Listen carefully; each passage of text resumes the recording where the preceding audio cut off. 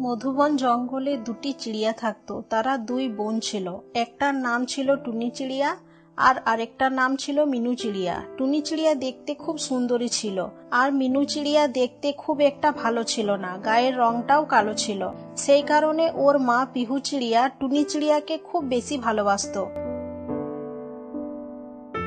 একদিন পিহু চিড়িয়া তার বড় মেয়ে টুনি চিড়িয়াকে বলল, চল তাড়াতাড়ি রেডি হয়ে নে, আজকে আমরা একটা বড় অনুষ্ঠানে যাব আর ঘুরে আসার সময় তোমাকে নিয়ে শপিং মলে শপিং করব।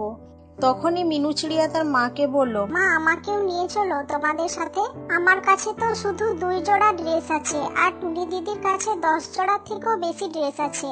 না, আমি তোকে অনুষ্ঠানে কিছুতেই নিয়ে যেতে পারবো না, আর শপিং মলে আমার সাথে তোকে দেখলে আমাকে অনেক ঠাট্টা করবে সবাই। মিনু চিড়িয়া এই কথাগুলো শুনে খুব দুঃখ পেল।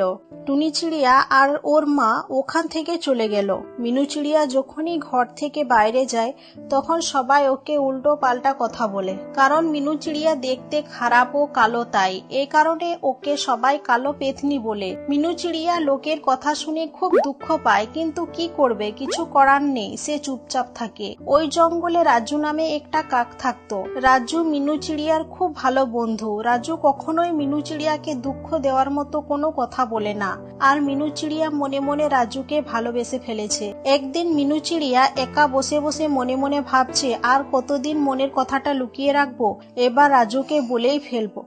তারপর মিনু চিড়িয়া রাজুর কাছে গেল। তারপর মিনু চিড়িয়া রাজুকে প্রপোজ করলো আর বলল, রাজু, আমি তোমাকে অনেক ভালোবাসি আর আমি জানি তুমিও আমাকে মনে মনে অনেক ভালোবাসো। কি তুমি আমাকে বিয়ে করবে? তখন রাজু বলল, আমি তোমাকে ভালোবাসি না, আমরা শুধু খুব ভালো বন্ধু, আর কিছু না। আমার একটা স্বপ্ন আছে, আমি বিয়ে করব একটা ছোট্ট রাজকুমারীকে, সেজন্য খুব ফর্সা আর সুন্দরী হয়। রাজুর কথা শুনে মিনু চিড়িয়ার মন ভেঙে গেল। মিনু চিড়িয়া সেখান থেকে চলে গেল আর একটা গাছের কাছে গিয়ে কাঁদতে লাগলো আর বলে, আমি যাকে আমার আপন মনে করি তারাই আমাকে কষ্ট দেয়, কারণ শুধু আমি কালো বলে। মিনু চিড়িয়ার কান্নার আওয়াজ শুনে গাছটা জেগে উঠল, কারণ গাছটি জাদুই ছিল।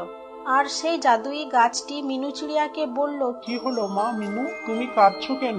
আর কি বলবো, আমি যাকে ভালোবাসতাম সে আমাকে ধোঁকা দিয়েছে, কারণ শুধু আমি কালো বলে। আর আমার মা, আমার বোন কেউ আমাকে ভালোবাসে না। তখন ওই জাদুই গাছটা বলল, ঠিক আছে, কোনো ব্যাপার না, কালোর মন ভালো। এইটা নাও, এটা জাদুই পাউডার, এটা লাগালেই তুমি ফর্সা এবং সুন্দরী হয়ে যাবে।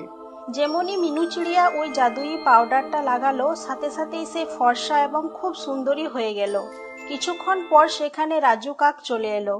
রাজু মিনু চিড়িয়াকে দেখে বলল, আরে বাহ মিনু, তোমাকে খুব সুন্দর লাগছে, আমি যেমন ভেবেছিলাম তার থেকেও বেশি সুন্দর তুমি।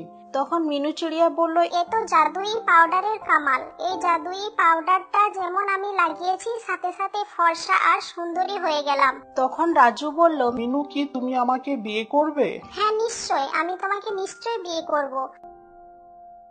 কিছুদিন পরে ওদের দুজনের বিয়ে হয়ে গেল আর তারা এখন খুব সুখে সংসার করছে।